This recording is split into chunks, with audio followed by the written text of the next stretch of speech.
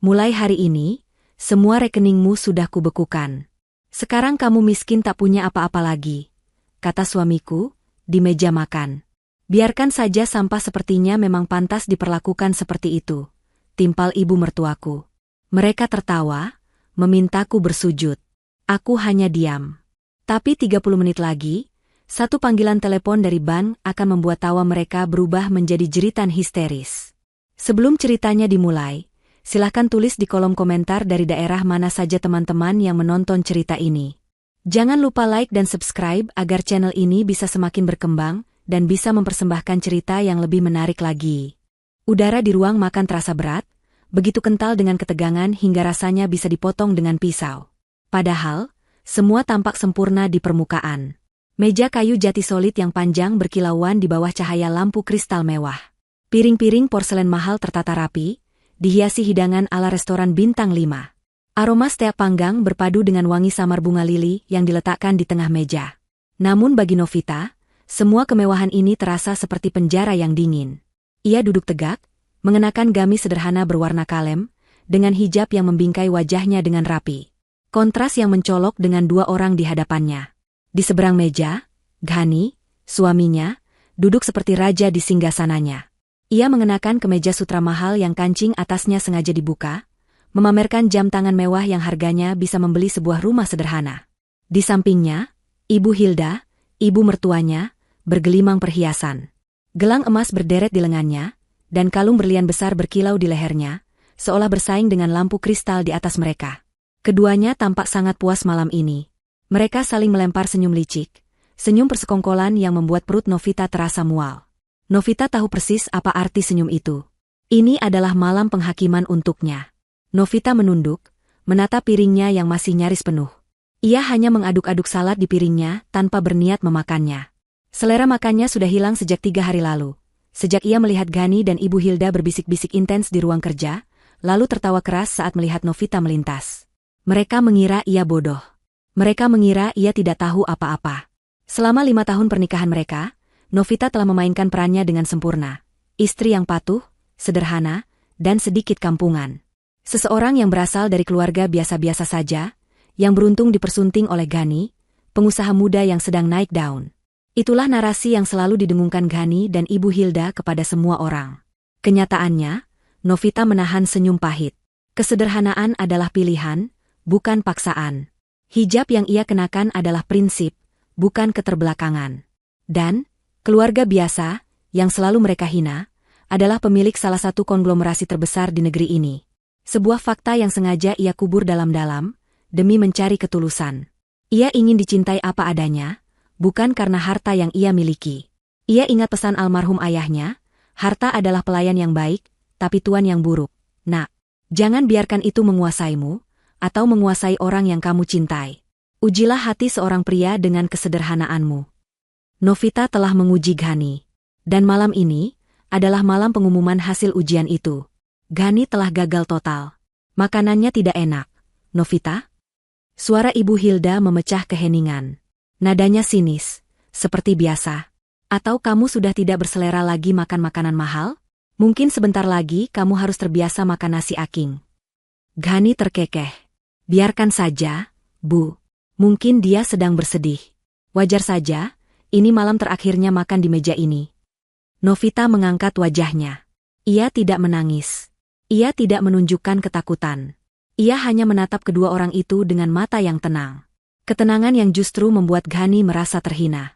Dia ingin Novita memohon, menangis, atau setidaknya terlihat hancur. "Kenapa kamu diam saja?" bentak Ghani, akhirnya meletakkan sendok dan garpunya dengan kasar. Bunyinya nyaring di atas piring porselen, membuat suasana semakin tegang. "Ghani, jaga sikapmu," tegur Ibu Hilda, tapi matanya jelas-jelas menikmati pertunjukan itu. "Ah, persetan dengan sikap." Ghani menatap Novita dengan kebencian yang murni. "Aku sudah muak, Novita. Muak dengan wajah polosmu. Muak dengan kesederhanaan palsumu. Muak menjadi suami dari wanita yang tidak selevel denganku." Novita masih diam. Ia hanya menunggu. Ghani tersenyum sinis. "Baiklah. Karena kamu sepertinya tidak mengerti bahasa halus, mari kita bicara langsung ke intinya."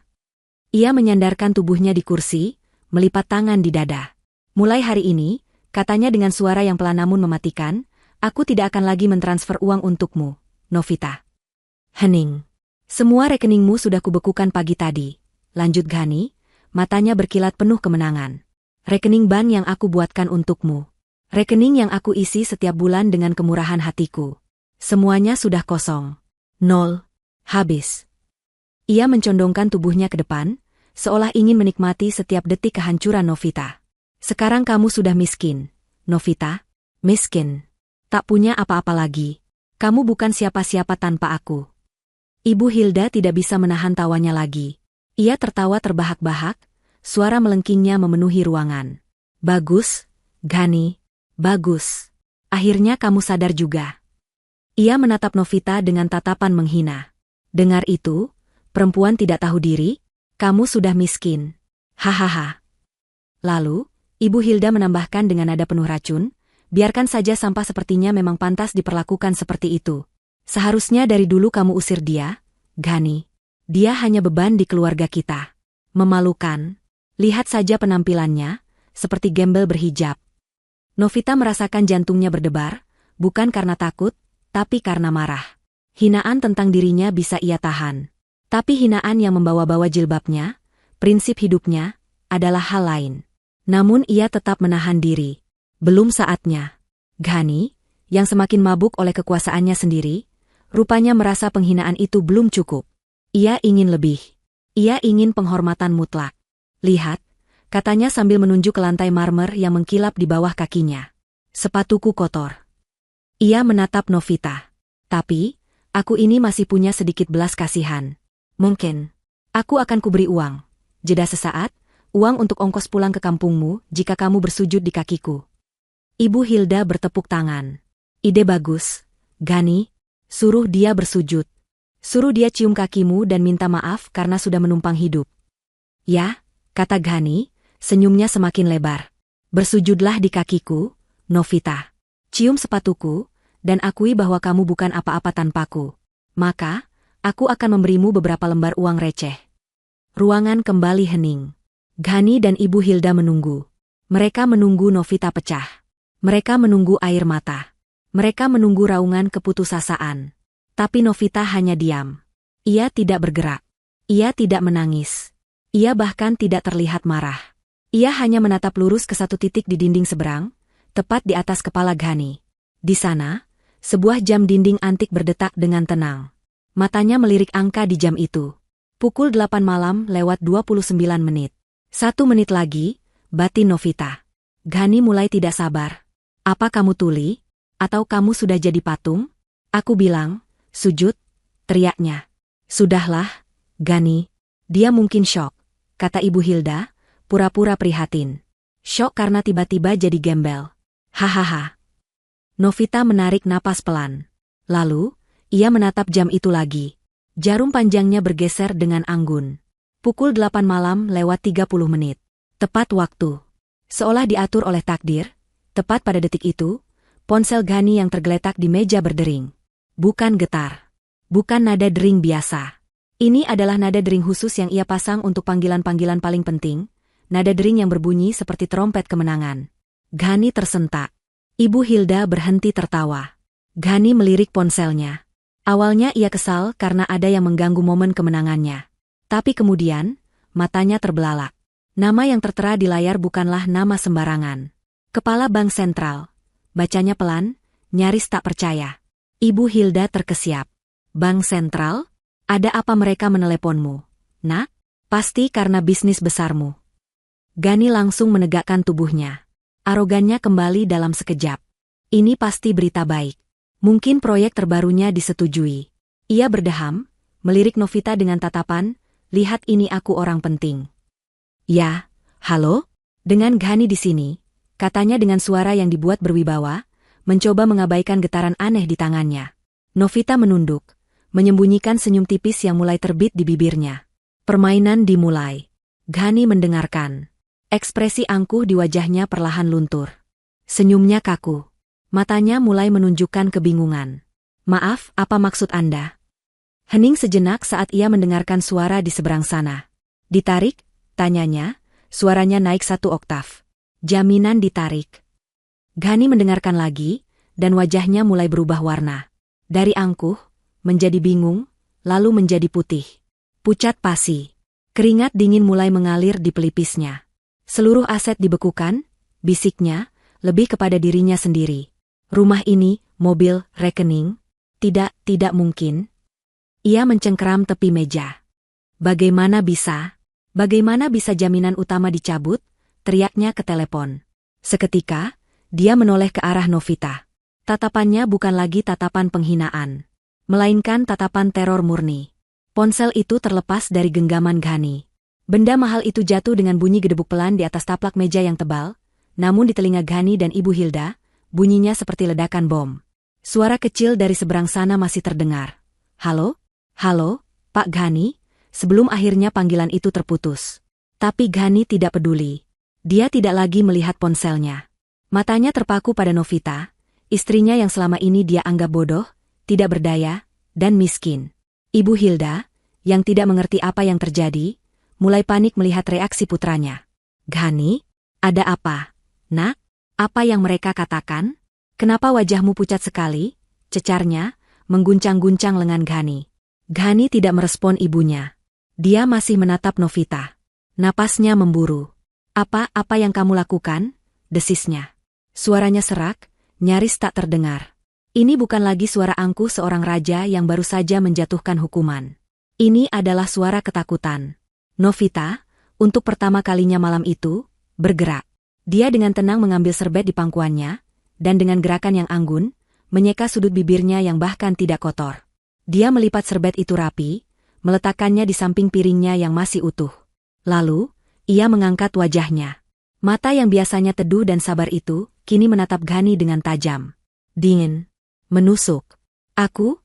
Tanyanya, suaranya terdengar jelas dan mantap di ruangan yang tiba-tiba senyap itu. Aku tidak melakukan apa-apa, Ghani. Jangan bohong, teriak Ghani, memukul meja dengan kepalan tangannya, membuat piring dan gelas berdentang. Panggilan itu. Pembekuan aset. Jaminan dicabut. Ini pasti perbuatanmu. Ibu Hilda akhirnya mengerti arah pembicaraan. Semua bencana ini terjadi tepat setelah Novita menatap jam. Perempuan sialan, jerit Ibu Hilda, berdiri dari kursinya dengan wajah memerah karena marah. Kamu pakai sihir, ya? Kamu guna-guna anak saya? Kamu. Tenang, Bu, sela Novita. Suaranya tetap tenang, namun mengandung otoritas yang membuat Ibu Hilda terdiam seketika. Tidak ada sihir di sini. Hanya ada kebenaran. Novita berdiri dari kursinya. Posturnya tegak. Hijabnya yang rapi membingkai wajahnya yang tenang namun penuh kekuatan. Tiba-tiba, dia tidak lagi terlihat seperti istri sederhana yang teraniaya. Dia terlihat seperti seseorang yang memegang kendali. Kamu benar, kata Novita, menatap langsung ke mata Ghani yang ketakutan. Aku memang melakukan sesuatu. Aku hanya membuat satu panggilan telepon. Dia melirik jam dinding lagi. 46 menit yang lalu. Tepatnya, pukul 7:44. Panggilan ke siapa? Tanya Ghani gemetar. Kepada pengacaraku, jawab Novita. Ghani dan Ibu Hilda tertawa. Tawa yang terdengar histeris dan sumbang. Pengacara? Cibir Ibu Hilda. Pengacara gembel mana yang kamu mampu bayar? Kamu bahkan tidak punya uang sepeser pun. Kamu pikir pengacara bisa melawan Bank Sentral? Tambah Ghani, mencoba mengumpulkan sisa-sisa keberaniannya, meskipun kakinya terasa lemas. Bukan pengacara biasa, Ghani, kata Novita. Dan bukan pengacara yang kamu kenal. Ini adalah pengacara utama dari firma hukum keluarga saya. Ghani mengerutkan kening. Keluarga kamu? Keluarga petani miskin di kampung itu? Novita tersenyum. Senyum tipis yang penuh dengan ironi dan belas kasihan. Kamu benar-benar percaya semua dongeng yang kamu ciptakan, ya? Kamu tidak pernah repot-repot mencari tahu siapa aku sebenarnya. Kamu hanya melihat apa yang ingin kamu lihat. Seorang wanita desa yang bodoh, yang bisa kamu injak-injak. Novita berjalan perlahan mendekati jendela besar, memandangi taman yang diterangi lampu. Taman yang perawatannya dia bayar. Panggilan telepon itu, lanjutnya, suaranya bergema di ruangan, adalah sebuah instruksi yang sangat sederhana. Sebuah kata sandi yang telah kami siapkan sejak lama. Kata sandi untuk fase akhir. Fase akhir apa? Bisik Ghani. Novita berbalik. Fase akhir dari sandiwara ini. Panggilan itu mengaktifkan perintah untuk menarik kembali jaminan atas semua aset yang kamu miliki. Jaminan apa? Ghani masih tidak mengerti. Perusahaan itu milikku. Aku yang membangunnya dari nol. Semua aset itu atas namaku. Atas namamu? Novita tertawa kecil. Benarkah? Mari kita segarkan ingatanmu, Ghani. 5 tahun lalu, saat kita bertemu, kamu siapa? Kamu seorang manajer menengah yang baru saja dipecat karena hampir membuat perusahaan tempatmu bekerja bangkrut. Kamu punya banyak utang. Proposal bisnismu ditolak oleh setiap bank dan investor. Wajah Ghani semakin pucat. Itu adalah masa lalu kelam yang selalu dia coba hapus. Lalu, lanjut Novita, seperti keajaiban, tiba-tiba ada seorang investor misterius yang percaya pada proposalmu. Tiba-tiba, bank yang tadinya menolakmu, meneleponmu dan menawarkan pinjaman tanpa batas. Pinjaman dengan bunga 0%. Kamu pikir itu keberuntunganmu? Itu, Tuan Surya Praja. Gagap Ghani, menyebut nama investor misteriusnya. Tidak ada Tuan Surya Praja, kata Novita tegas. Itu hanya nama fiktif yang dibuat oleh tim pengacaraku. Perusahaan cangkang yang didirikan untuk satu tujuan, mendanai kamu. Novita berjalan mendekati Ghani, yang kini terduduk lemas di kursinya. Dia berhenti tepat di depan suaminya. Investor misterius itu, katanya pelan, adalah aku. Ibu Hilda ternganga. Mulutnya terbuka lebar, tapi tidak ada suara yang keluar. Tidak mungkin. Bisik Ghani. Kamu miskin. Kamu. Aku yang membiayai perusahaanmu, potong Novita. Aku yang membeli gedung kantor itu. Aku yang membayar gajimu, yang kamu gunakan untuk membeli jam tangan mahal itu, dan mobil sportmu, dan semua perhiasan yang dipakai ibumu. Novita menatap Ibu Hilda, yang langsung gemetar dan tanpa sadar memegangi kalung berliannya. Ya, Bu Hilda. Perhiasan yang ibu pakai itu, yang selalu ibu pamerkan, itu dibeli dengan uangku. Dan, jaminan utama, yang baru saja dicabut oleh Bank Sentral. Novita kembali menatap Ghani. Itu bukan jaminan dari perusahaanmu, Ghani. Karena perusahaanmu tidak punya apa-apa. Itu hanyalah cangkang kosong. Jaminan itu, Novita mengucapkan setiap kata dengan jelas, adalah dana perwalian atas nama Novita, nama lengkapku dari keluarga asalku. Dana perwalian yang bernilai ratusan triliun rupiah. Dana yang aku jaminkan agar kamu bisa bermain, Raja, selama 5 tahun ini. Dan hari ini, aku memutuskan untuk mengambil kembali mainanku. Ghani ambruk. Dia tidak lagi duduk di kursi, tapi melorot ke lantai. Dia bernapas terengah-engah. Tidak, ini mimpi buruk. Oh, ini belum selesai, kata Novita. Ponsel Ghani di meja, yang tadi terabaikan, tiba-tiba menyala. Lagi, dan lagi. Bukan panggilan, tapi rentetan notifikasi pesan singkat. Dengan tangan gemetar, Ghani meraih ponselnya. Matanya membelalak membaca pesan-pesan yang masuk bertubi-tubi. Bank A, kartu kredit Anda ditolak. Saldo tidak cukup. Bank B, penarikan cek ditolak. Rekening dibekukan. Bank C, pengajuan pinjaman darurat Anda ditolak. Bank pribadi, notifikasi gagal bayar utang. Tindakan penyitaan akan dilakukan. Rekeningku, rekening pribadiku, kenapa? Ghani menatap Novita dengan putus asa. Ah, soal itu, kata Novita ringan. Tadi kamu bilang kamu membekukan semua rekeningku, kan? Maksudmu, rekening nafkah yang kamu transfer setiap bulan itu? Novita tersenyum sinis. Kamu salah, Ghani. Kamu tidak membekukan rekeningku. Rekening utamaku ada di bank lain, di negara lain, yang bahkan kamu tidak tahu namanya. Rekening yang kamu bekukan itu, Novita mendekatkan wajahnya, sebenarnya adalah satu-satunya rekening atas namamu sendiri. Rekening gaji yang aku berikan padamu sebagai direktur. Rekening yang sama, tambah Novita, suaranya menjadi sedingin es, yang kamu gunakan untuk mentransfer uang ke wanita simpananmu di apartemen itu. Ghani membeku. Ibu Hilda terkesiap ngeri. Wanita simpanan? Ya, Bu, kata Novita, tanpa mengalihkan pandangan dari Ghani. Putra kesayangan ibu ini, yang begitu sukses dan hebat, ternyata juga seorang penipu dan pengkhianat. Dia berencana meninggalkan aku setelah mengambil semua hartaku. Dia tidak tahu, dia hanya mengambil umpan yang aku berikan. Dan sekarang, kata Novita, rekening itu sudah dibekukan oleh bank. Bukan olehku. Tapi karena datamu sudah ditandai merah oleh bank sentral. Kamu baru saja masuk daftar hitam perbankan. Kamu gagal bayar utang di mana-mana. Ghani menatap layar ponselnya yang kini mati. Kosong. Seperti masa depannya. Jadi aku.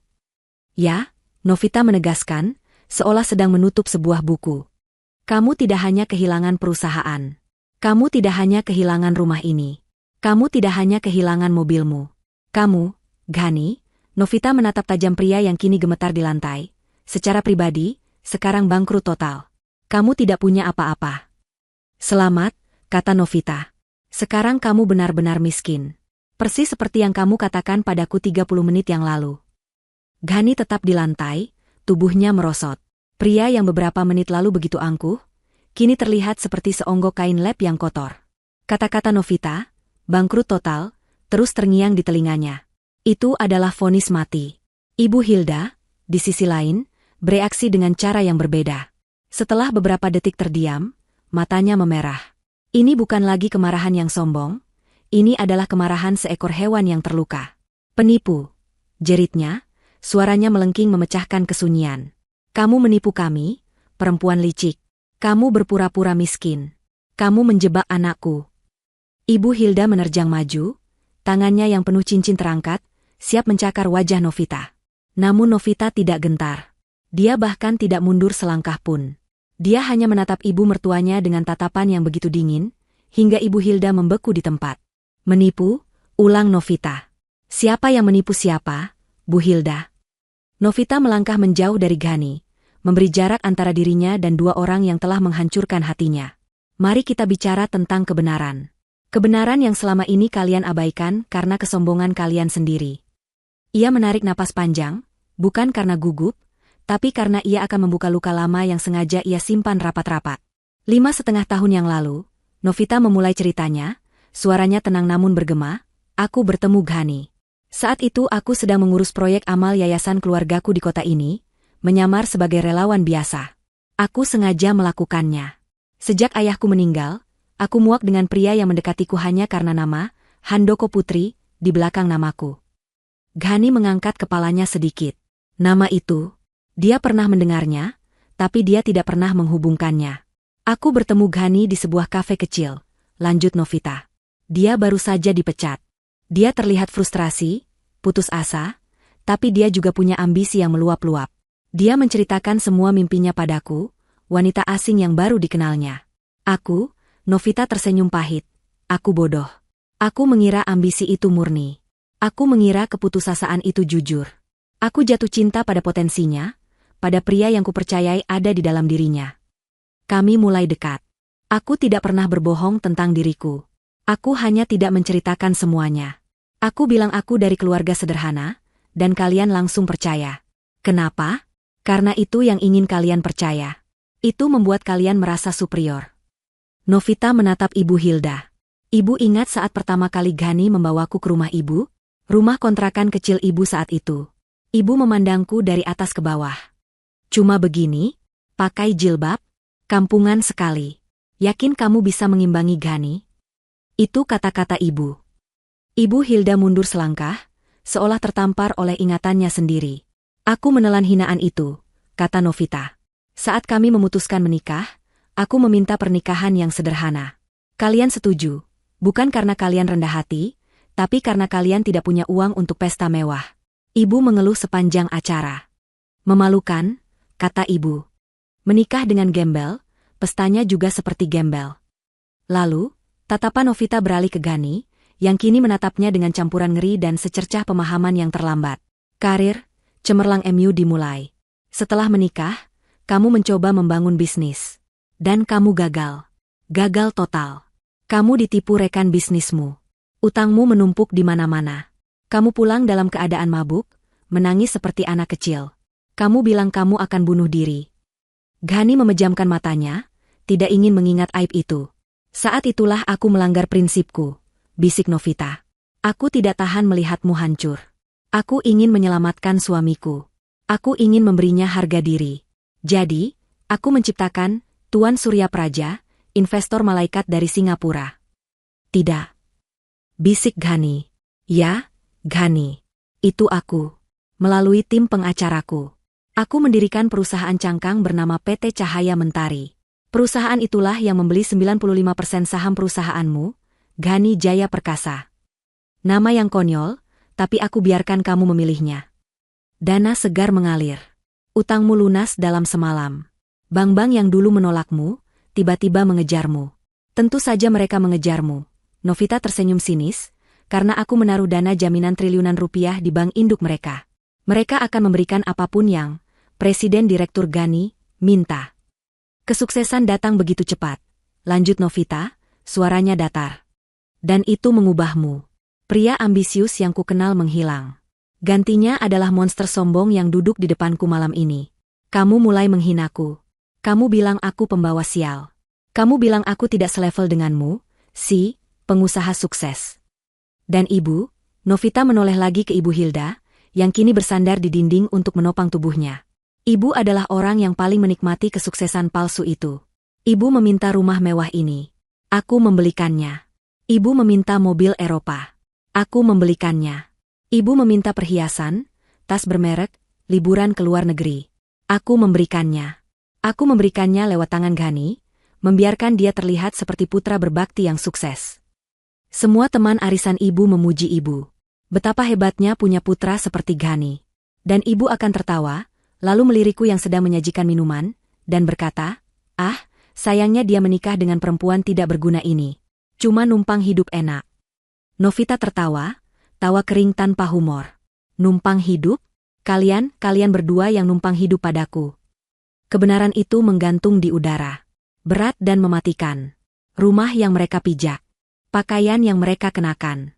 Makanan yang baru saja mereka cicipi. Semua berasal dari wanita yang mereka sebut sampah.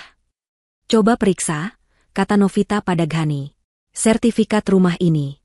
Atas nama siapa? Bukan Ghani. Atas namaku. Novita Handoko Putri. BPKB semua mobil mewah di garasi itu. Atas nama siapa? Perusahaan. Dan siapa pemilik perusahaan itu? Aku. Ghani terdiam. Dia tahu Novita benar. Dia tidak pernah repot-repot mengurus administrasi. Dia hanya tahu cara memakai. Dia hanya tahu cara pamer. Dia hanya dipinjamkan nama untuk menjalankan semuanya. Dia adalah manajer boneka. Seorang manajer boneka yang digaji dari uang istrinya sendiri, untuk kemudian menghina istri itu. Kamu bilang aku miskin? Novita melangkah maju, berdiri menjulang di atas Ghani yang masih terpuruk. Wajahnya yang tertutup hijab memancarkan aura kekuatan yang tak terbantahkan. Kamu salah, Ghani. Kamu yang tidak pernah punya apa-apa, desisnya. Kamu yang tidak punya apa-apa sejak awal. Kamu dan ibumu. Kalian hanya parasit yang menempel padaku, hidup dari kebaikanku yang buta. Novita menatap kedua orang itu, satu di lantai, satu bersandar di dinding, keduanya hancur. Dan malam ini, katanya dengan suara mantap yang menutup semua perdebatan, kebaikan hatiku sudah habis. Hening yang tercipta setelah pernyataan Novita lebih menusuk daripada jeritan manapun. Itu adalah heningnya kematian sebuah era. Era ilusi kesuksesan Ghani dan Ibu Hilda. Ghani, yang otaknya berputar panik, mencoba mencari satu celah, satu kebohongan dalam cerita Novita. Pasti ada yang salah. Ini tidak mungkin nyata. Bohong, seru Ghani, suaranya serak. Dia bangkit dengan susah payah, tenaganya terkuras, tapi didorong oleh keputusasaan. Bohong. Aku masih punya akses. Aku direktur. Aku bisa membatalkannya. Dia berlari terhuyung-huyung menuju ruang kerjanya, yang hanya beberapa langkah dari ruang makan. Novita dan Ibu Hilda mengikutinya. Ibu Hilda mengikuti seperti zombie, sementara Novita mengikuti dengan langkah tenang seorang pemenang. Ghani membanting pintu ruang kerja, melompat ke kursi kulit mahalnya, kursi yang dibeli Novita, dan menyalakan laptop canggihnya. Tangannya gemetar hebat saat mengetikkan kata sandi. Memes. Lalu layar berubah merah. Akses ditol. Kata sandi salah atau akun telah dinonaktifkan. Tidak. Ghani mengetiknya lagi. Lebih lambat. Memastikan setiap huruf benar. Akses ditol. Kenapa? Gumamnya panik. Dia mencoba membuka portal bank perusahaan.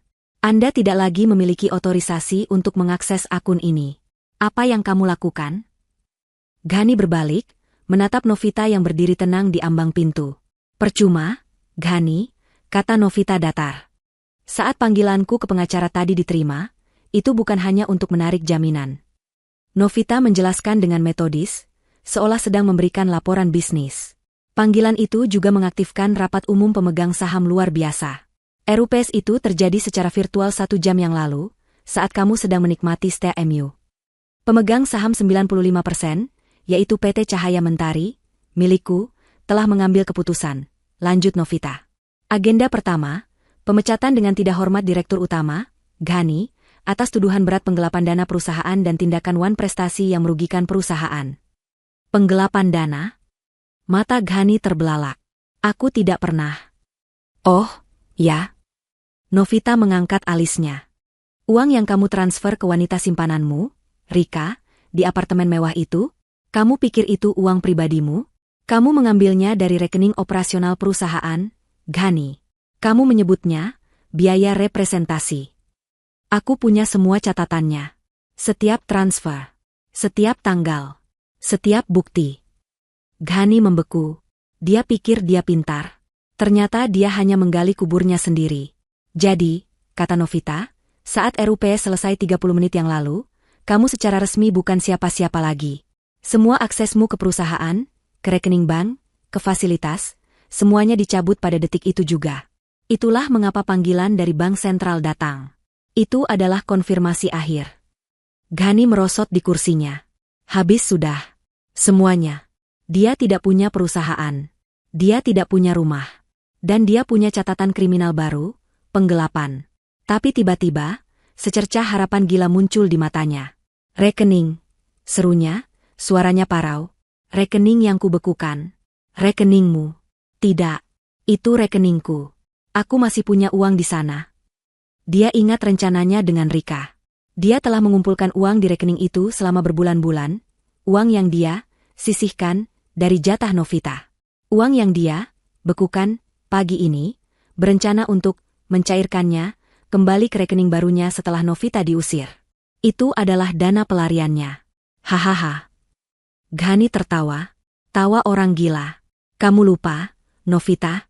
Aku masih punya uang. Uang yang kubekukan itu. Aku bisa membukanya. Itu uangku. Aku. Tawanya terhenti oleh tawa Novita. Bukan tawa sinis. Bukan tawa pahit. Tapi tawa geli yang tulus. Novita benar-benar tertawa. Ghani, katanya sambil menggelengkan kepala, seolah berbicara pada anak kecil yang bodoh. Itu bagian yang paling lucu dari semua ini. Kamu begitu sibuk merencanakan kehancuranku. Jelas Novita, kamu bahkan tidak sadar apa yang kamu lakukan. Rekening yang kamu bekukan pagi tadi, Novita menatapnya tajam, memang benar rekening yang aku buatkan untukmu. Yang aku sebut sebagai rekening nafkah. Tapi kamu salah. Itu bukan rekeningku. Itu rekening uang jajanmu. Kamu pikir aku sebodoh itu? Tanya Novita. Menaruh semua aset pribadiku di rekening bank lokal yang kamu tahu aksesnya? Rekening utamaku ada di Swiss, Ghani. Atas nama gadis almarhumah ibuku. Kamu tidak akan pernah bisa menyentuhnya. Pagi tadi, Novita melanjutkan, kamu dengan bangganya menelepon bank. Kamu menggunakan kuasa suami palsu yang kamu buat, memerintahkan mereka untuk membekukan rekening atas nama Novita. Bank, yang sudah mendapat instruksi dariku sejak minggu lalu, hanya mengikuti perintahmu. Tapi rekening yang kamu bekukan itu, Novita tersenyum lebar, adalah satu-satunya rekening tunai yang benar-benar kamu miliki, Ghani. Rekening, gaji, yang aku transfer setiap bulan. Dana pelarianmu. Uang untuk simpananmu. Kamu baru saja membekukan uangmu sendiri. Pemahaman itu menghantam Ghani seperti kereta barang. Dia yang melakukannya. Dia sendiri yang mengunci satu-satunya uang yang tersisa. Dengan kesombongannya sendiri. Selamat, Ghani, kata Novita. Kamu menghancurkan dirimu sendiri. Itu adalah pukulan terakhir. Ghani tidak berteriak. Dia tidak menangis. Dia hanya mengeluarkan suara rintihan pelan, seperti binatang yang sekarat. Dia ambruk ke meja, kepalanya terkulai di atas laptop yang kini tidak berguna. Ibu Hilda, yang menyaksikan semua ini, akhirnya bereaksi. Iblis, bisiknya. Kamu iblis berhijab. Kamu. Ting, tong. Bel pintu berbunyi. Suaranya jernih, tajam, dan sangat tidak pada tempatnya di tengah kehancuran itu. Ghani dan Ibu Hilda membeku. Siapa yang datang? Polisi? Penagih utang? Novita, sebaliknya, sama sekali tidak terkejut. Dia melirik arlojinya. Ah, tepat waktu. Seorang asisten rumah tangga, yang gajinya dibayar Novita dan tahu persis apa yang terjadi, berlari kecil membukakan pintu. Beberapa saat kemudian, 3 orang pria masuk ruang makan, lalu berjalan tegap menuju ruang kerja. 2 di antara mereka bertubuh tinggi besar, mengenakan seragam keamanan berwarna hitam, lengkap dengan ARPC. Wajah mereka datar tanpa ekspresi. Orang ketiga berjalan di antara mereka. Dia mengenakan setelan jas termahal yang pernah Ghani lihat, jauh lebih mahal dari jas miliknya. Dia membawa koper kulit hitam yang ramping.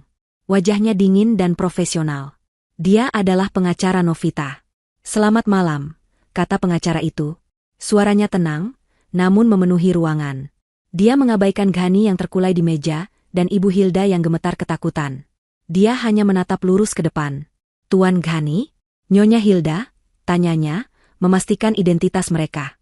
Ibu Hilda hanya bisa mengangguk lemah. Pengacara itu mengangguk sekali. "Saya di sini mewakili klien kami, Nyonya Novita Handoko Putri." Dia sengaja menekankan nama lengkap itu, nama yang kini terdengar seperti lonceng kiamat bagi Ghani. Sesuai dengan dokumen hukum yang sah, lanjutnya, dan pencabutan jaminan aset yang telah dieksekusi, properti ini beserta seluruh isinya kini secara resmi telah kembali ke tangan pemilik tunggal, yaitu klien kami. Dia melirik Ghani, lalu ke Ibu Hilda. "Sesuai instruksi klien kami, Anda berdua," katanya dengan jelas, "diminta untuk meninggalkan properti ini." Ibu Hilda tersentak. "Meninggalkan? Sekarang?" Pengacara itu melirik jam tangan platinumnya. "Sekarang. Anda berdua diberi waktu 1 jam untuk mengemasi barang-barang pribadi Anda. Hanya pakaian. Tidak ada yang lain." "Jam Anda," katanya, menekan tombol di arlojinya, "dimulai sekarang." 1 jam. Kata-kata pengacara itu menggantung di udara, dingin dan tak terbantahkan. Ghani tetap terkulai di kursinya, jiwanya seakan telah tercerabut dari raga. Dia hancur. Tapi Ibu Hilda, dia berbeda. Dalam sepersekian detik, ketakutan di matanya berubah menjadi amarah histeris. Ini bukan hanya tentang rumah. Ini tentang status. Ini tentang arisan. Ini tentang wajahnya di hadapan teman-temannya. "Tidak," jeritnya. "Kamu tidak bisa melakukan ini. Ini rumah anakku. Ini rumahku. Aku tidak akan pergi." Pengacara itu bahkan tidak menoleh padanya. Dia hanya memberi isyarat kecil dengan dagunya. Salah satu petugas keamanan berwajah datar itu melangkah maju. "Nyonya, mohon kerjasamanya," katanya dengan suara berat tanpa emosi. Melihat pria besar itu mendekat, seluruh kesombongan Ibu Hilda runtuh. Amarahnya menguap, digantikan oleh kepanikan murni. Dia tahu dia tidak bisa melawan. Ghani sudah tamat. Bank sudah memblokir mereka. Pria berseragam ini nyata. Kehilangan ini nyata. Tiba-tiba, dia menyadari satu-satunya orang di ruangan itu yang bisa menghentikan ini semua. Satu-satunya orang yang ternyata memegang semua kartu. Matanya beralih ke Novita, yang berdiri diam mengamati pemandangan itu. Wajah Ibu Hilda, yang beberapa menit lalu penuh dengan cemoohan, kini berubah drastis. Itu adalah topeng permohonan yang menyedihkan. "Novita?" Suaranya bergetar. "Nak?" Kata, "Nak," itu terdengar sangat menjijikan keluar dari mulutnya. Ibu Hilda tersandung kakinya sendiri saat dia bergegas maju, melewati pengacara, melewati Ghani yang tak bergerak. Dia jatuh berlutut di depan Novita. Bukan sekadar berlutut. Dia bersujud. Tut. Lututnya yang rapuh menghantam lantai marmer dengan keras. "Novita sayang. Ibu mohon." Ibu Hilda menangis. Air mata sungguhan mengalir di pipinya yang dipenuhi riasan mahal. Dia meraih ujung gamis Novita dengan kedua tangannya yang gemetar. Tangan yang penuh dengan cincin berlian yang dibeli dengan uang Novita. "Ibu salah, Nak.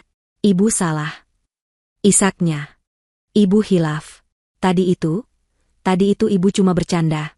"Iya, bercanda. Kamu tahu kan, ibu sayang sama kamu seperti anak sendiri."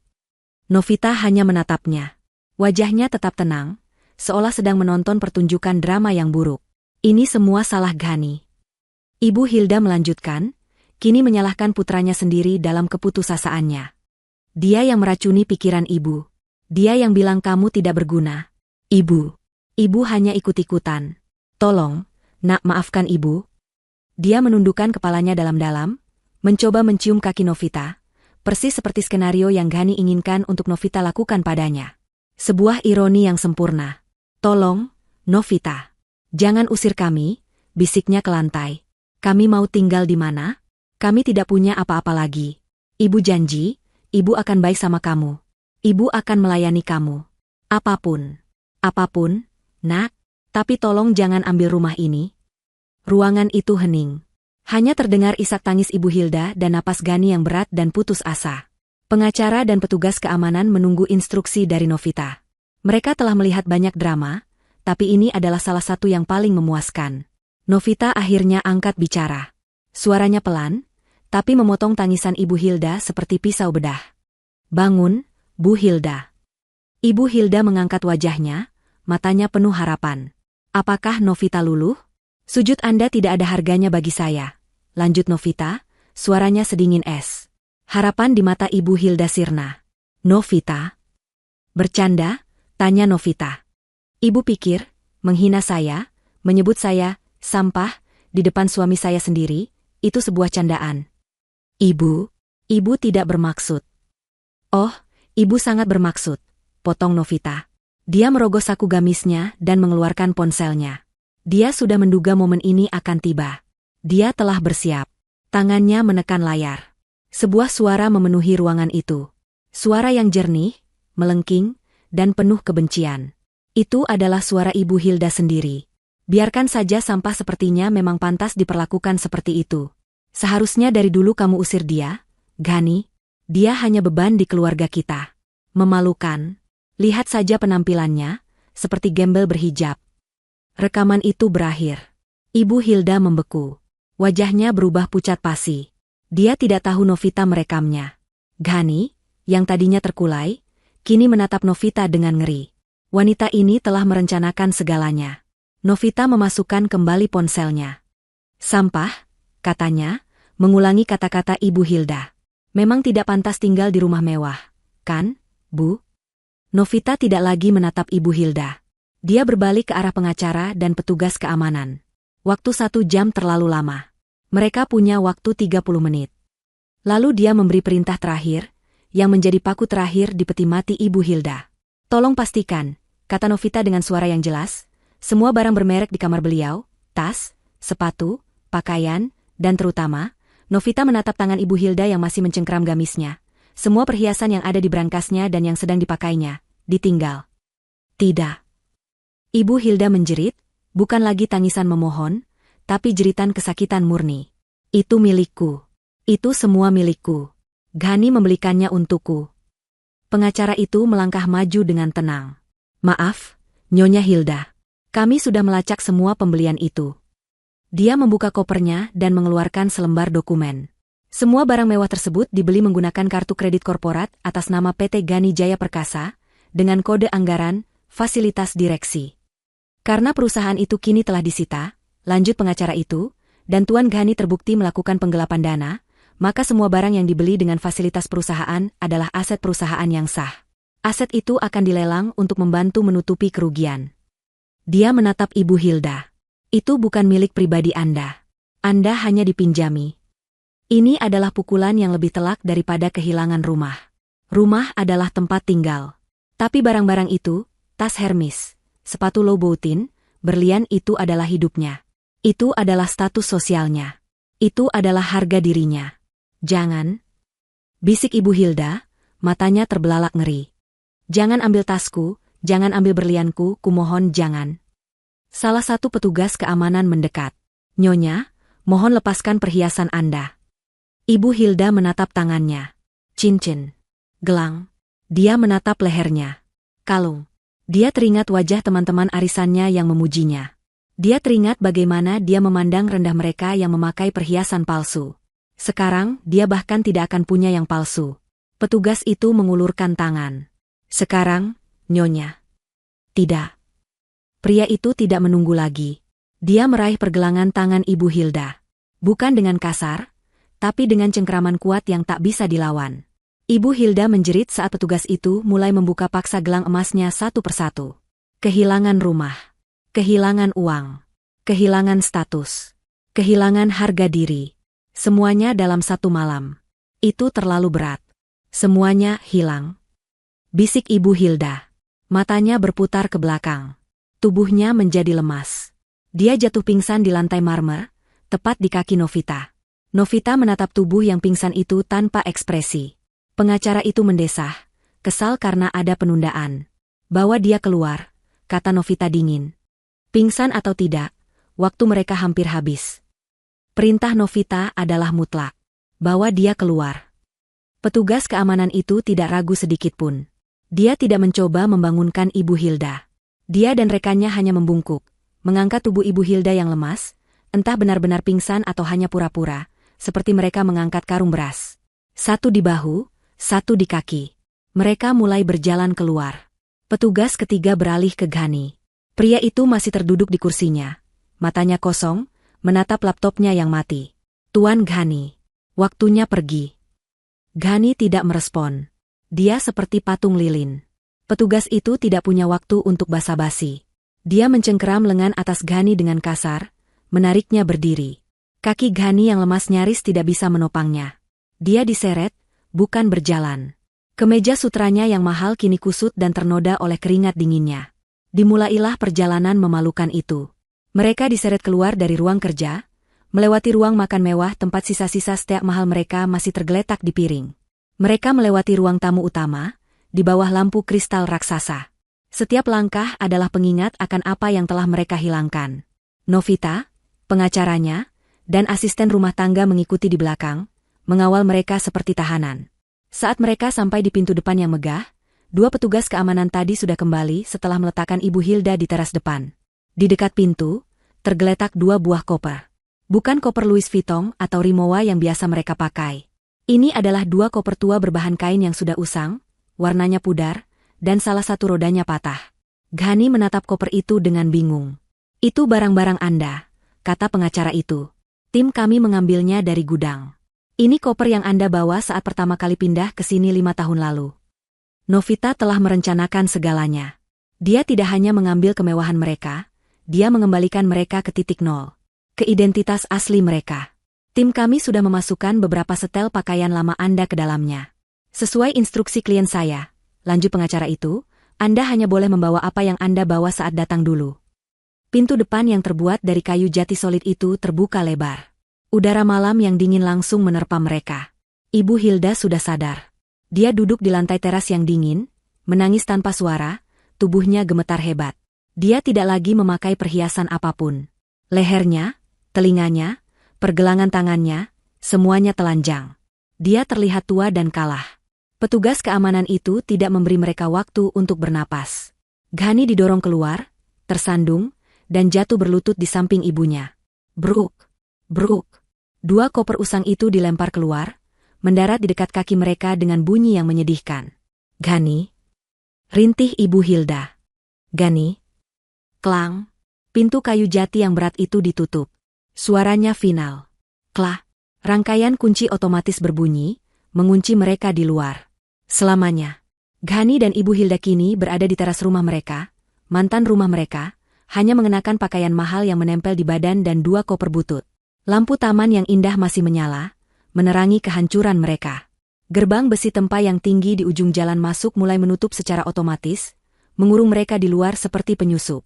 Dan tepat pada saat itu, seolah alam semesta ingin menambahkan penghinaan pada luka mereka, langit yang tadinya hanya mendung, kini pecah. Hujan turun. Bukan gerimis. Tapi hujan deras yang dingin menusuk tulang. Dalam hitungan detik, pakaian sutra Ghani dan gaun mahal Ibu Hilda basah kuyup, menempel di kulit mereka. Ibu Hilda menjerit. Riasan wajahnya yang luntur kini bercampur dengan air hujan dan air mata. Hujan, Ghani. Hujan. Kita mau kemana? Ghani, yang tadinya seperti mayat hidup, akhirnya tersentak. Rasa dingin dan keputusasaan memacunya. Telepon. Serunya, suaranya parau. Aku harus menelepon seseorang. Dengan tangan gemetar, dia merogoh sakunya. Syukurlah, ponselnya masih ada. Novita tidak mengambilnya. Mungkin karena Novita tahu, ponsel itu kini tidak ada gunanya. Layar ponsel itu basah oleh hujan. Ghani menyekanya dengan lengan bajunya yang basah. Dia membuka daftar kontaknya. Ratusan nama. Teman. Kolega bisnis. Pejabat. Pesta. Golf. Bram, dia bergumam. Bram adalah mitra bisnisnya. Dia pasti akan membantunya. Ghani menelepon. 1 dering. 2 dering. 3 dering. Panggilan itu langsung dialihkan ke kotak suara. Sialan. Dia mencoba lagi. Rudy, teman golfnya, yang selalu memujinya. Dering. Dering. Lalu panggilan ditolak. Rudy mematikannya. Angkat, Rudy. Angkat, brengsek, teriak Ghani pada ponselnya. Dia mencoba lagi. Pak Darmawan. Salah satu kolega pentingnya. Nomor yang Anda tuju sedang tidak aktif atau berada di luar jangkauan. Satu persatu, nama-nama di kontaknya gagal dihubungi. Ditolak. Dialihkan. Tidak aktif. Ghani tidak mengerti. Bagaimana bisa? Dia tidak tahu bahwa tim Novita telah bekerja sejak panggilan telepon pertama. Sebuah siaran pers internal telah dikirim ke semua mitra bisnis. Sebuah pemberitahuan resmi telah dikirim ke semua bank. Sebuah memo telah bocor ke lingkaran sosialita. Ghani dipecat. Penggelapan dana. Bangkrut total. Aset disita. Dalam dunia mereka, berita menyebar lebih cepat daripada api. Dan tidak ada yang lebih cepat menjauh dari api selain teman-teman mereka. Ghani sudah menjadi racun. Siapapun yang membantunya akan ikut terseret. Kenapa? Kenapa tidak ada yang mengangkat? Ghani berteriak frustrasi ke langit, hujan membasahi wajahnya. Dia melempar ponselnya ke dinding, tapi kemudian segera memungutnya kembali dengan panik. Itu satu-satunya harapannya. Ibu Hilda hanya bisa meratap. Kita mau kemana, Ghani? Dingin. Ibu dingin. Ibu tidak mau di sini. Ghani terduduk di aspal yang basah di samping ibunya. Hujan. Dingin. Ditolak. Hina. Tidak ada tempat tujuan. Tidak ada uang. Tidak ada siapa-apa. Ini adalah dasar jurang. Tiba-tiba, ponsel di tangannya berdering. Hati Ghani melonjak. Ada yang menelepon balik. Bram? Rudy? Seseorang. Dia tidak peduli siapa. Dia melihat layar. Nomor tidak dikenal. Dengan napas tertahan, dia menjawab panggilan itu. Dia menempelkan ponsel ke telinganya yang basah. Halo? Halo? Tolong. Saya Ghani. Saya? Suara di seberang sana memotongnya. Itu bukan suara Bram atau Rudy. Itu suara wanita. Suara yang marah dan melengking. Begitu keras hingga Ibu Hilda pun berhenti menangis dan mendengarnya. Ghani? Kamu di mana, brengsek? Ghani membeku. Dia kenal suara itu. Kenapa uang yang kamu janjikan belum masuk? Wanita itu menjerit. Aku sudah menunggu di bandara dari tadi. Kamu bilang kita akan kabur malam ini.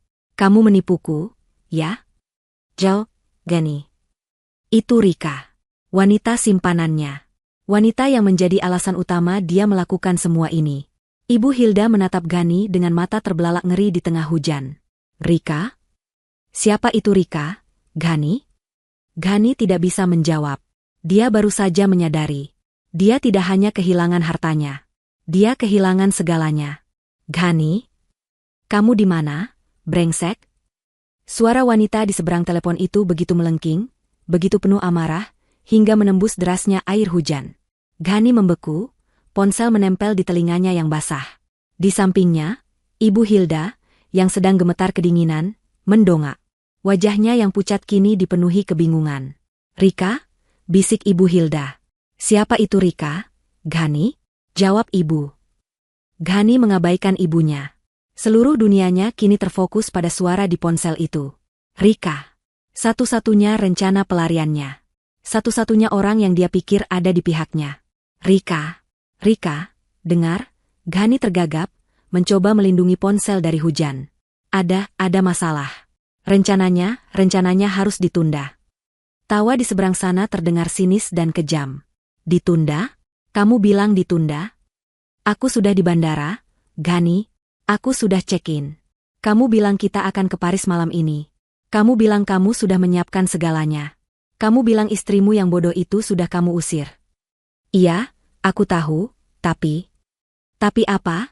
jerit Rika. Uangnya, Ghani. Kenapa uang yang kamu janjikan belum masuk rekeningku? Kamu bilang pagi ini akan masuk. Kamu bohong, ya? Ini adalah mimpi buruk di dalam mimpi buruk. Ditelanjangi di depan ibunya sendiri oleh wanita simpanannya. Tidak, aku tidak bohong, kata Ghani putus asa. Rekeningnya ada masalah teknis. Aku bekukan. Tapi aku bisa buka lagi. Masalah teknis? Suara Rika tiba-tiba berubah menjadi dingin. Sangat dingin. Kamu masih mencoba membohongiku, Ghani? Bahkan sekarang? Apa maksudmu? Tanya Ghani, firasat buruk menusuk jantungnya. Kamu bangkrut, Ghani, desis Rika.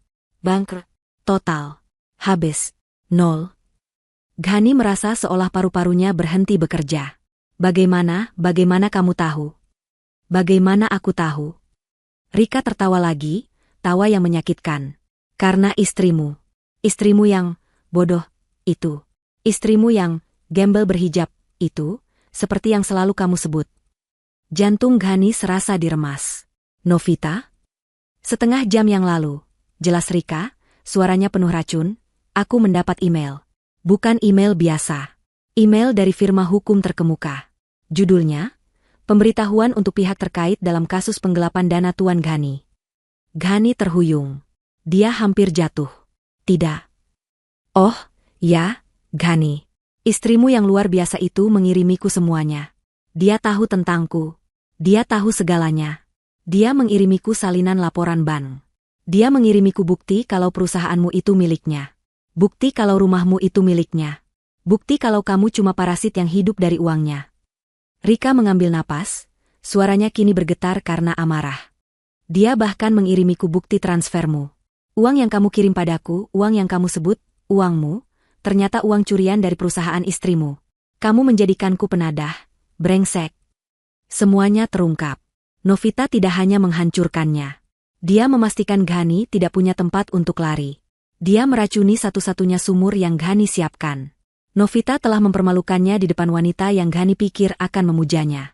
Rika, itu tidak seperti itu, dia bohong. Dalih Ghani, suaranya lemah. Dia bohong? Email itu berisi surat perintah penyitaan aset dari bank. Itu berisi surat pemecatanmu. Itu berisi salinan laporan polisi yang dia buat atas penggelapan danamu, jerit Rika. Kamu pikir aku bodoh, Ghani? Sama seperti kamu pikir istrimu bodoh? Hening sejenak. Ghani tidak bisa berkata apa-apa. Hujan serasa menampar wajahnya. Kamu tahu, kata Rika, suaranya kini pelan dan mematikan. Aku mau denganmu karena uangmu. Aku mau menahan semua bualanmu, menahan semua hinaanmu pada istrimu, karena kamu menjanjikanku kehidupan mewah. Aku mau ke Paris, bukan ke terminal bus. Kamu bukan hanya penipu, lanjut Rika. Kamu pecundang. Pecundang terbesar yang pernah aku temui. Kamu pikir aku mau sama gembel sepertimu? Kamu tidak punya uang. Kamu tidak punya apa-apa. Rika, tunggu. Jangan pernah hubungi aku lagi, dasar penipu. Kle. Panggilan itu berakhir. Ghani menatap layar ponselnya yang kini gelap. Kosong. Harapan terakhirnya telah padam. Rika tahu dia bangkrut. Rika meninggalkannya. Dia tidak punya apa-apa. Tidak punya istri. Tidak punya simpanan. Tidak punya uang. Tidak punya rumah. Dia kini sendirian di tengah hujan deras. Basah kuyup, hancur, dan dia tidak sendirian. Ada ibunya. Ibu Hilda berdiri, tubuhnya gemetar bukan hanya karena dingin, tapi karena amarah yang luar biasa. Dia telah mendengar semuanya. Setiap kata. Kabur ke Paris. Uang untuk Rika. Wanita simpanan. Jadi, desis Ibu Hilda, suaranya serak. Itu rencanamu? Ghani menatap ibunya, matanya kosong. Bu? Kamu mau kabur? Tanya Ibu Hilda, suaranya naik. Bukan hanya mengusir Novita, tapi kamu juga mau meninggalkan ibumu? Ghani tidak menjawab. Itu adalah kebenaran yang telak. Rencananya dengan Rika tidak pernah melibatkan ibunya. Jawab ibu, Ghani, teriak Ibu Hilda, tangannya yang kurus kini memukul-mukul dada Ghani. Kamu mau meninggalkan aku di sini? Setelah aku membelamu? Setelah aku ikut menghina Novita demi kamu? Kamu mau membuang ibumu sendiri? Demi pelacur itu? Hentikan, Bu. Ghani mendorong ibunya, lebih karena kaget daripada marah. Ibu Hilda terpeleset di aspal yang basah dan jatuh terduduk. Tapi dia segera bangkit lagi, seperti singa betina yang terluka. Kurang ajar. Anak tidak tahu diuntung. Kamu korbankan ibumu sendiri. Ini semua salah ibu. Ghani akhirnya meledak. Semua frustrasinya, semua rasa malunya, semua kebenciannya, kini punya sasaran. Ibu yang selalu bilang Novita tidak berguna. Ibu yang selalu bilang aku pantas dapat yang lebih baik. Ibu yang selalu mendorongku untuk pamer. Ibu yang membuatku jadi seperti ini. Beraninya kamu menyalahkan ibu? Jerit Ibu Hilda. Kamu yang serakah. Kamu yang tidak pernah puas. Kamu yang berselingkuh. Ibu tidak pernah mengajarimu jadi pengkhianat. Ibu yang mengajariku jadi sombong, balas Ghani. Mereka bertengkar. Di sana, di pinggir jalan, di luar gerbang rumah mewah yang bukan lagi milik mereka. Di bawah hujan deras yang mengguyur tanpa ampun. Dua manusia yang beberapa jam lalu merasa seperti raja dan ratu, kini bertengkar seperti anjing jalanan memperebutkan tulang. Mereka saling berteriak, saling menyalahkan, saling mendorong. Ini salahmu. Tidak, ini salahmu. Gara-gara keserakahan ibu. Gara-gara kebodohanmu. Mereka adalah pemandangan yang menyedihkan. Dua koper usang tergeletak di samping mereka, basah kuyup. Mereka tidak lagi peduli pada hujan. Mereka tidak peduli pada dingin. Mereka hanya peduli pada siapa yang harus disalahkan atas kehancuran total ini. Aliansi mereka telah hancur. Mereka tidak hanya kehilangan harta. Mereka telah kehilangan satu sama lain. Sebuah mobil patroli polisi melintas pelan. Lampu birunya berputar, menyapu pemandangan menyedihkan itu. Petugas di dalamnya melihat sekilas. Dua orang gembel bertengkar di tengah hujan di depan gerbang orang kaya. Hal yang biasa. Petugas itu tidak berhenti. Dia hanya menambah kecepatan mobilnya, mengabaikan mereka. Bagi dunia, mereka kini tidak terlihat. Mereka hanyalah sampah yang terdampar, persis seperti sebutan yang Ibu Hilda berikan pada Novita. Beberapa minggu berlalu. Waktu tidak menyembuhkan luka mereka, waktu menggaraminya. Ghani dan Ibu Hilda tidak lagi berada di jalanan.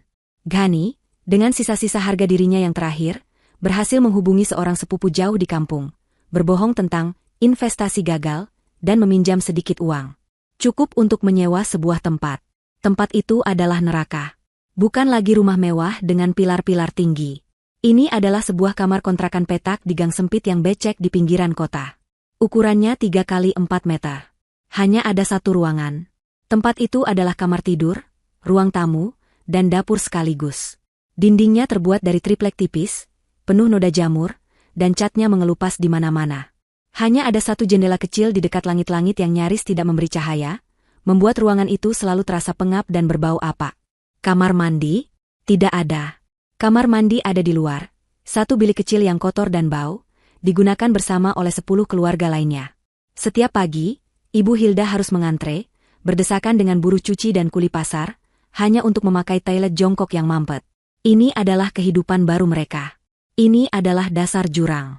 Bagi Ibu Hilda, ini adalah siksaan yang lebih buruk dari kematian. Dia, sang nyonya besar, kini tinggal di sarang tikus. Dia tidak bisa melakukan apa-apa.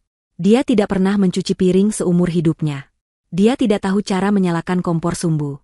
Dia hanya duduk di atas kasur kapuk tipis yang mereka beli, mengipasi dirinya dengan sepotong kardus, dan mengeluh.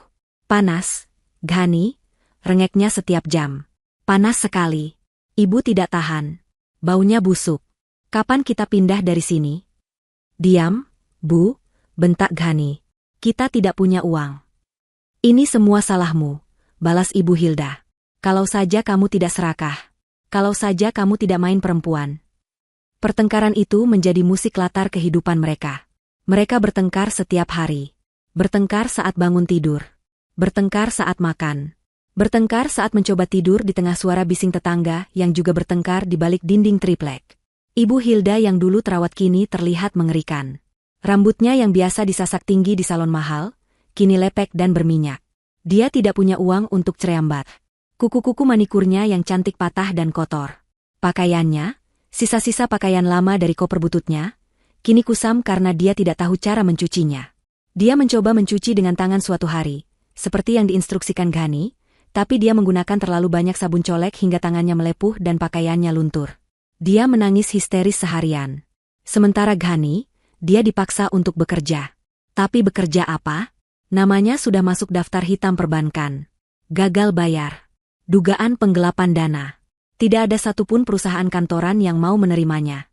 CV-nya yang mentereng sebagai presiden direktur, kini menjadi bahan tertawaan. Itu semua palsu. Dia tidak punya keahlian. Dia tidak bisa mengoperasikan mesin. Dia tidak punya ijazah teknik. Satu-satunya keahliannya adalah memakai jas mahal dan membentak orang. Keahlian itu tidak laku di pasar tenaga kerja kasar. Setelah seminggu menganggur dan kehabisan uang pinjaman, keputusasaan memaksanya. Dia pergi ke pasar induk, tempat di mana tidak ada yang bertanya siapa Anda, selama Anda punya otot. Ghani, pria yang dulu mengendarai Maserati, kini menjadi kuli panggul. Pekerjaan itu menghancurkannya. Di hari pertama, tangannya yang halus langsung melepuh dan berdarah karena mengangkat karung-karung beras dan peti-peti sayuran. Punggungnya serasa mau patah. Dia, yang biasa duduk di kursi kulit empuk di ruangan ber-AC, kini harus berpanas-panasan, bermandi keringat yang berbau asam, di bawah tatapan sinis mandor pasar.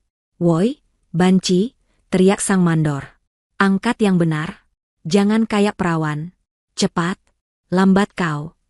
Ghani hanya bisa menunduk dan menahan hinaan itu. Dia perlu uang. Upahnya harian. Uang receh yang hanya cukup untuk membeli beras, beberapa bungkus mie instan, dan membayar sewa kontrakan harian. Setiap malam, dia pulang ke kontrakan petak itu. Tubuhnya bau keringat dan bau pasar. Dia melempar beberapa lembar uang lecek ke atas meja. Ibu Hilda akan mengambilnya dengan jijik. "Cuma segini," keluh Ibu Hilda. "Ini tidak cukup bahkan untuk beli bedak." "Kalau tidak cukup, ibu kerja sendiri," teriak Ghani, ambruk ke kasur. "Kerja apa? Ibu sudah tua. Kamu anak durhaka." Dan pertengkaran itu akan dimulai lagi. Mereka terjebak dalam lingkaran setan kemiskinan dan kebencian. Suatu sore, Ghani sedang beristirahat setelah bekerja 12 jam non-stop. Dia duduk di warung kopi kumuh di sudut pasar. Dia terlalu lelah untuk pulang dan mendengar omelan ibunya. Dia memesan segelas kopi pahit dan sebungkus mie instan kuah. Dia menyeruput kuah mie itu dengan rakus. Dia sangat lapar. Di sudut warung, sebuah televisi tabung 14 inci yang gambarnya berbintik menyala, menayangkan saluran berita bisnis. Ghani biasanya tidak peduli. Tapi tiba-tiba, sebuah wajah muncul di layar. Wajah yang sangat dia kenal. Jantungnya berhenti berdetak. Mie instan yang ada di mulutnya terasa hambar. Itu Novita. Tapi ini bukan Novita yang dia kenal. Ini bukan istri pendiam berwajah teduh yang menyajikan teh untuknya. Wanita di TV itu mengenakan hijab sutra berwarna biru tua yang elegan, dipadukan dengan blazer yang dijahit sempurna. Dia duduk di meja konferensi yang besar. Tanda nama di depannya bertuliskan, Novita Handoko Putri, CEO, Handoko Group. Dia terlihat bercahaya, kuat, tenang, berwibawa. Seorang reporter bertanya padanya, "Nyonya Novita, ini langkah yang luar biasa. Hanya dalam beberapa minggu setelah Anda mengambil alih perusahaan dan melakukan restrukturisasi, saham perusahaan naik 30%. Apa rahasianya?" Novita tersenyum tipis. Senyum yang sama yang dia berikan pada Ghani malam itu. "Bukan rahasia," kata Novita, suaranya jernih dan percaya diri. "Kami hanya membersihkan parasit yang selama ini menggerogoti perusahaan. Kami memotong manajemen lama yang tidak kompeten dan korup, dan menggantinya dengan profesional yang jujur." Manajemen lama yang korup. Itu dirinya. Perusahaan ini, lanjut Novita, sekarang kembali ke akarnya. Fokus pada integritas dan kinerja. Bukan pada kemewahan palsu dan pamer. Ghani menatap layar, ternganga. Sendok minyak jatuh dari tangannya, menimbulkan bunyi klang di mangkuk seng. Dia melihat istrinya, mantan istrinya, dipuji oleh para analis bisnis.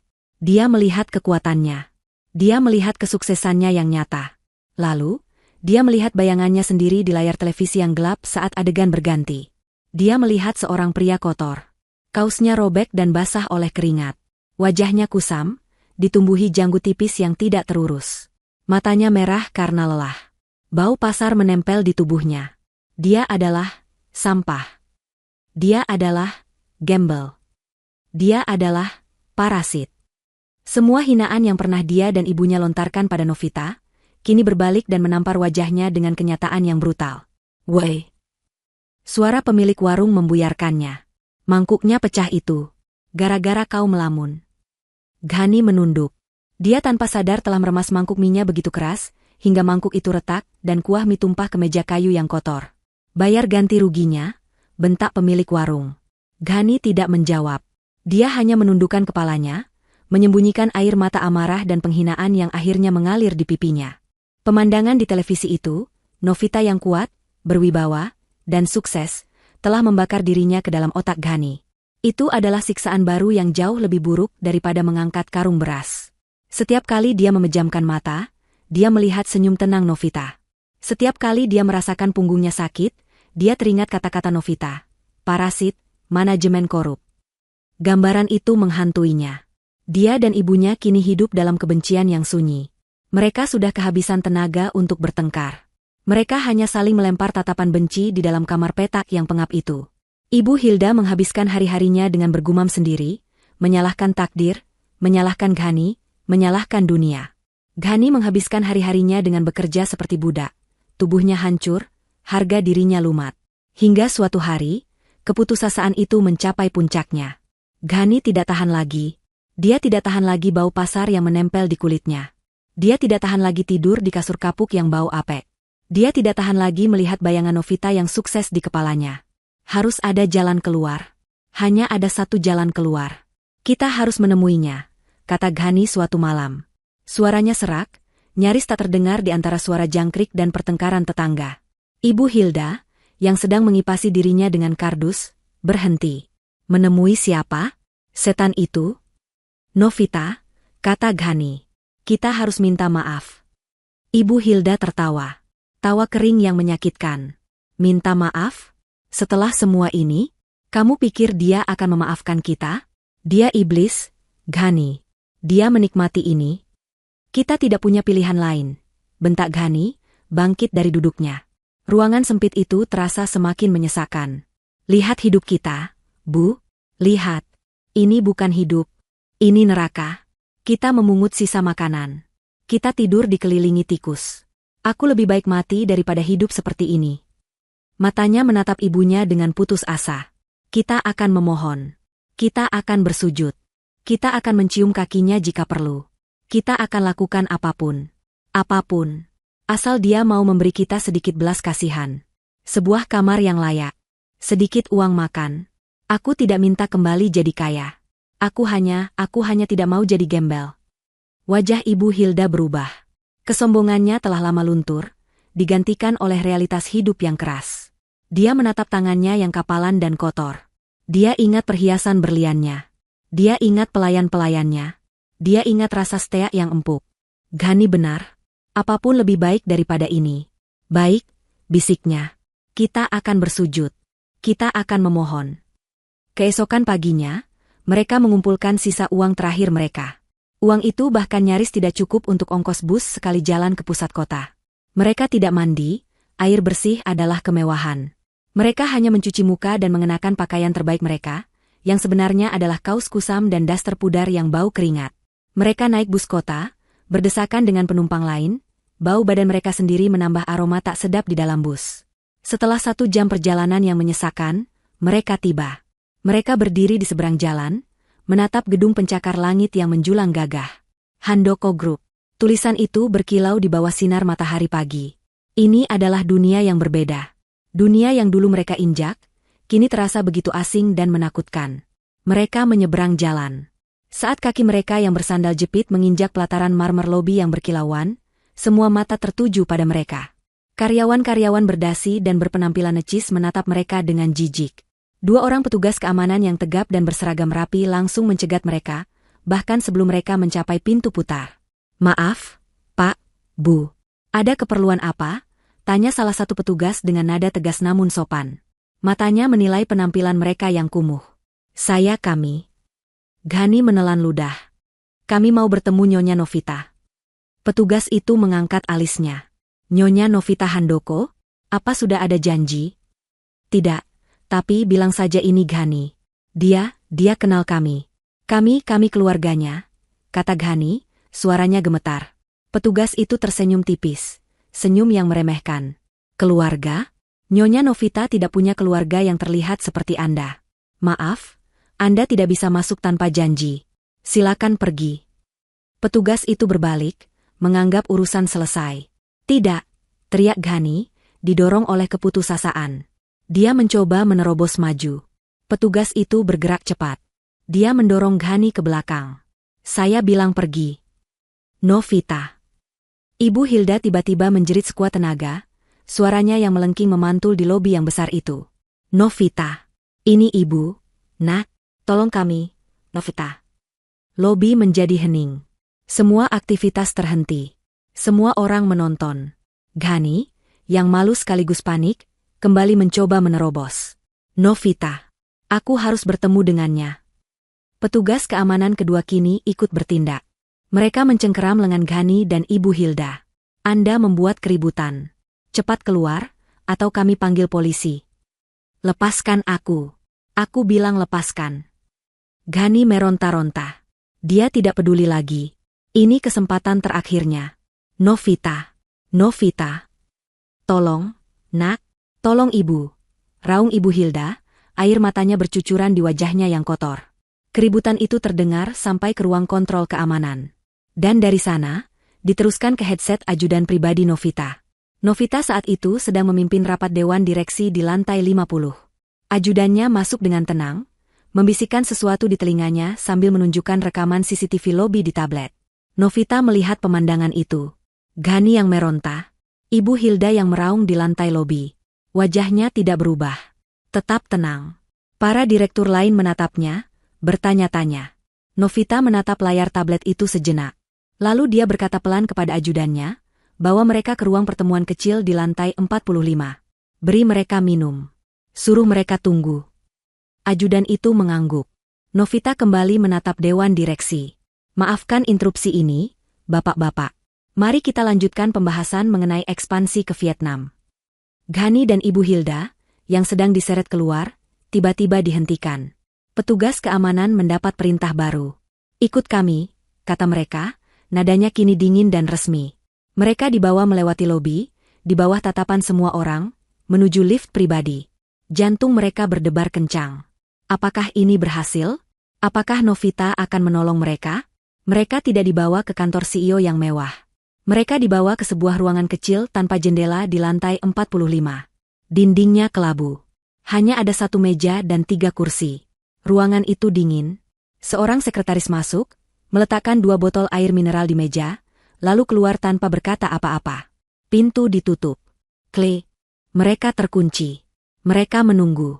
1 jam. 2 jam. Mereka tidak berani minum air itu. Mereka hanya duduk gemetar. Akhirnya, pintu terbuka. Novita masuk. Kontras itu begitu menyakitkan. Ghani dan Ibu Hilda bau, kotor, dan kuyu. Novita masuk dengan aroma parfum lembut yang harganya lebih mahal dari sewa kontrakan mereka setahun. Dia mengenakan blus sutra berwarna krem dan hijab yang serasi, memancarkan aura ketenangan dan kekuasaan mutlak. Dia tidak sendirian. Pengacaranya yang dulu mengusir mereka, berdiri di belakangnya seperti bayangan. Ghani dan Ibu Hilda sontak berdiri. Novita tidak duduk. Dia hanya berdiri di dekat pintu, menatap mereka. Tatapan yang sama seperti malam itu. Tenang. Dingin. Tidak perlu menunggu lagi. Ghani tidak ragu sedetik pun. Dia maju ke depan, dan melakukan apa yang telah dia janjikan. Dia menjatuhkan dirinya ke lantai. Dia bersujud. Dahi kotornya menghantam lantai marmer yang dingin, tepat di depan sepatu Novita yang berdesain simpel namun elegan. Novita. Isaknya, suaranya teredam lantai. Maafkan aku mohon maafkan aku. Dia menangis. Tangisan yang nyata. Tangisan keputusasaan, penyesalan, dan rasa kasihan pada diri sendiri. Aku hilaf. Aku buta karena kesombongan. Aku sudah dapat hukumanku, Novita. Aku tidak tahan lagi. Dia mengangkat wajahnya yang basah oleh air mata dan kotoran. Aku akan lakukan apa saja. Apa saja. Biarkan aku kembali. Aku tidak minta jadi suamimu lagi. Jadikan aku supirmu. Jadikan aku pesuruhmu. Tukang kebunmu. Apa saja. Asal aku bisa makan. Asal aku bisa tinggal di tempat yang layak. Aku mohon, Novita, aku mohon. Ibu Hilda, Melihat putranya bersujud, langsung menyusul. Dia berlutut, mencoba memegang kaki Novita. Kami salah, nak. Kami sudah dapat karmanya. Lihat kami sudah seperti binatang. Ibu mohon, Novita kasihanilah kami, isak Ibu Hilda. Beri kami kesempatan kedua. Beri kami tempat tinggal kecil saja. Di paviliun belakang. Kami tidak akan mengganggumu. Kami hanya ingin hidup, tolong. Kami tidak mau kembali ke neraka itu. Ruangan itu kembali hening. Hanya tangisan pilu Ghani dan Ibu Hilda yang terdengar. Novita menatap dua sosok menyedihkan yang tergeletak di kakinya. Dia membiarkan keheningan itu berlangsung lama. Sangat lama. Dia membiarkan mereka menggeliat dalam penghinaan mereka sendiri. Akhirnya, Novita berbicara. Suaranya tenang, datar, dan tanpa emosi. Dulu, katanya, di meja makan itu, kamu memintaku bersujud untuk mendapatkan uang receh, Ghani. Ghani mengangkat kepalanya. Matanya penuh harapan yang putus asa. Sekarang, lanjut Novita, kamu bersujud kepadaku untuk hal yang sama. Dia menatap Ghani, lalu beralih ke Ibu Hilda. Dia menatap mereka, benar-benar menatap mereka, untuk yang terakhir kalinya. Bedanya, kata Novita, suaranya sedikit mengeras. Dia mengabaikan mereka dan beralih ke pengacaranya. Surat perjanjian pesangonnya sudah siap? Pengacara itu mengangguk, menyerahkan sebuah map. Novita melemparkan map itu ke atas meja. Map itu mendarat dengan bunyi pelan. Itu, kata Novita. Itu adalah perjanjian cerai kita yang sudah sah, dan sebuah cek. Cek 1 kali. Ghani dan Ibu Hilda ternganga. Cek? Ghani merangkak, meraih map itu. Dia membukanya dengan tangan gemetar. Di dalamnya ada selembar cek. Tulisannya, 25 juta rupiah. Bagi mereka yang dulu kaya, itu uang receh. Tapi bagi mereka yang sekarang gembel, itu adalah harta karun. Itu uang pesangonmu, kata Novita. Gunakan itu untuk memulai hidup baru. Untuk pulang kampung. Untuk modal usaha kecil. Aku tidak peduli. Itu adalah uang terakhir yang pernah kalian lihat dariku. Novita, tapi kami?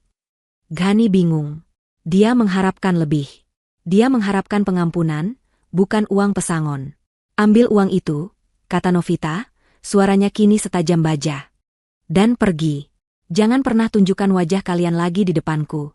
Jangan pernah hubungi aku. Jangan pernah datang ke gedung ini lagi. Novita menekan tombol interkom di dinding. Keamanan, ke lantai 45. Novita, tunggu, seru Ghani, panik. Ini tidak cukup. Kami.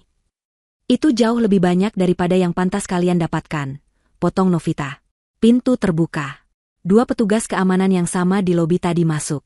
Tolong, kata Novita kepada mereka, antar Tuan Ghani dan Nyonya Hilda ini keluar. Lewat pintu belakang. Dan pastikan mereka tidak pernah bisa masuk ke gedung ini lagi. Selamanya.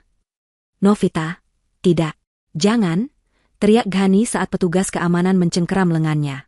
Iblis kau. Iblis. Ibu Hilda kembali menjerit, menyadari ini adalah akhir yang sesungguhnya. Ambil uangmu dan pergilah, kata Novita, membalikkan badannya. Dia tidak sudi melihat mereka lagi. Kamu akan menyesal, Novita. Kamu akan. Suara Ghani terputus saat pintu ditutup. Novita berjalan pelan menuju lift, pengacaranya mengikutinya. Di dalam lift yang sunyi, pengacaranya bertanya, Anda yakin, Nyonya? 25 juta? Setelah apa yang mereka lakukan? Novita menatap pantulan dirinya di dinding lift yang mengkilap. Wajahnya tenang. Itu bukan untuk mereka, katanya pelan. Itu untukku. Agar aku bisa tidur nyenyak. Tahu bahwa aku sudah memberi mereka kesempatan terakhir untuk berubah. Apa yang mereka lakukan dengan uang itu urusan mereka dengan Tuhan. Lift berdenting, terbuka di lantai 50. Novita melangkah keluar, kembali ke ruang rapat, kembali ke kehidupannya. Bab itu telah resmi ditutup. 1 tahun berlalu. Waktu telah menempa Novita menjadi sosok yang benar-benar baru. Di bawah kepemimpinannya sebagai CEO Handoko Group, perusahaan itu tidak hanya pulih, tetapi melesat bagaikan roket. Dia melakukan restrukturisasi besar-besaran. Semua kroni Ghani, para manajer korup yang hidup dari menjilat dan pamer kemewahan palsu, telah dibersihkan tanpa ampun. Dia menggantinya dengan tim profesional yang benar-benar bekerja berdasarkan kinerja dan integritas. Novita menjadi terkenal di dunia bisnis. Bukan karena kemewahannya, tetapi karena ketegasannya. Dia membuktikan bahwa seorang wanita berhijab, yang dulu diremehkan sebagai kampungan, bisa memimpin salah satu konglomerasi terbesar di negeri itu dengan tangan besi yang berbalut keanggunan.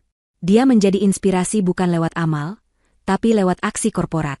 Dia dikenal berani mempromosikan para profesional wanita yang kompeten, banyak di antaranya juga berhijab, ke posisi-posisi puncak yang sebelumnya didominasi pria-pria sombong seperti Ghani.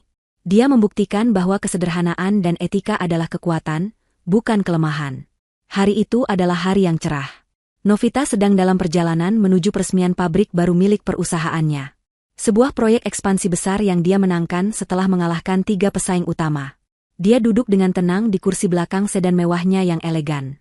Bukan mobil sport mencolok yang norak, melainkan kendaraan yang mencerminkan statusnya. Tenang, kuat, dan berkelas. Sopirnya melaju dengan mulus, meninggalkan kawasan bisnis, menuju area industri di utara kota. Mobil berhenti di sebuah persimpangan lampu merah yang padat. Persimpangan ini terkenal macet dan kumuh. Terletak persis di sebelah pasar induk terbesar di kota. Bau busuk dari pasar samar-samar tercium bahkan di dalam mobil kedap suara itu. Novita, yang sedang meninjau dokumen di tabletnya, sedikit teralihkan oleh keributan hebat di luar jendela. Dia menoleh. Matanya menyipit, mencoba memfokuskan pandangan pada sumber keributan itu. Dan kemudian, dia melihatnya. Jantungnya tidak berdebar kencang. Tidak ada rasa kaget. Hanya ada rasa pengakuan yang dingin. Di sana, di bawah terik matahari yang menyengat, di antara debu jalanan dan lalat yang beterbangan, dia melihat seorang pria. Pria itu kurus kering. Kulitnya menghitam legam terbakar matahari. Dia hanya mengenakan kaos singlet yang sudah sobek dan kotor, serta celana pendek lusuh. Rambutnya gimbal tak terurus. Dia sedang mendorong gerobak besar yang penuh dengan karung-karung sampah sayuran. Dia adalah Ghani. Kini dia bekerja sebagai kuli panggul sekaligus pembersih sampah pasar. Lalu, Novita melihat sosok kedua. Seorang wanita tua duduk di atas tumpukan karung bekas di pinggir selokan yang kotor. Pakaiannya compang-camping dan kotor. Rambut putihnya yang tipis dan lepek mencuat kemana-mana. Wajahnya kusam, penuh keriput yang dilekati debu. Dia sedang sibuk mengais-ngais tumpukan sampah, memilah-milah botol plastik bekas dan sisa sayuran busuk untuk dikumpulkan. Itu adalah Ibu Hilda. Pertengkaran hebat itu terjadi di antara mereka berdua. Gerobak Ghani yang penuh sampah rupanya menyenggol karung yang sedang dipilah Ibu Hilda. "Mata kau di mana, bajingan?" jerit Ibu Hilda, suaranya serak dan kasar, seperti gagak. "Kau yang menghalangi jalan, perempuan tua gila," balas Ghani, suaranya parau karena debu dan kelelahan. Dia jelas tidak sadar, atau mungkin sudah tidak peduli lagi, bahwa dia sedang memaki ibunya sendiri. "Ini tempatku, wilayahku, pergi kau dari sini." Ibu Hilda melempar sebuah tomat busuk ke arah Ghani. Dasar pemulung tidak tahu diri. Ghani menggeram. Dia menendang salah satu karung Ibu Hilda, hingga isinya berhamburan ke jalan. Mereka saling berteriak, saling memaki, saling melempar sampah. Dua manusia itu kini bertengkar hebat. Bukan lagi memperebutkan rumah mewah atau berlian. Mereka bertengkar memperebutkan wilayah beberapa meter persegi di tumpukan sampah yang bau. Novita menyaksikan pemandangan itu. Dia ingat cek 25 juta rupiah yang dia berikan. Uang yang cukup untuk pulang kampung dan memulai hidup sederhana. Tapi jelas, uang itu tidak mereka gunakan dengan bijak. Uang itu pasti habis dalam sekejap untuk foya-foya sesaat. Sebelum kesombongan dan kebodohan mereka menyeret mereka kembali ke dasar. Dan kali ini, dasarnya jauh lebih dalam. Tidak ada kebencian di hati Novita. Tidak ada kemarahan. Bahkan tidak ada rasa kasihan. Yang dia rasakan hanyalah kelegaan yang dalam. Sebuah rasa keadilan semesta yang sempurna. Ini adalah karma. Mereka tidak dihukum olehnya. Mereka dihukum oleh karakter mereka sendiri. Mereka telah menjadi persis seperti apa yang mereka sebutkan padanya dulu. Sampah. Tin. Klakson mobil di belakang menyadarkannya. Lampu telah berubah hijau. Novita berbalik, mengalihkan pandangannya dari pemandangan menyedihkan itu. Dia tidak perlu melihat lagi. Bab itu sudah selesai. "Jalan, Pak," katanya kepada sopirnya dengan suara tenang dan mantap. Mobil sedan mewah itu meluncur maju dengan mulus. Novita menekan tombol, dan kaca jendela yang kedap suara itu naik perlahan, menutup semua kebisingan, semua bau busuk, dan semua masa lalu. Dia kembali menatap tablet di pangkuannya, fokus pada rencana ekspansi pabrik barunya. Dia melaju pergi menuju masa depannya yang cerah, menuju kerajaan bisnisnya, dan tidak pernah sekalipun menoleh ke belakang.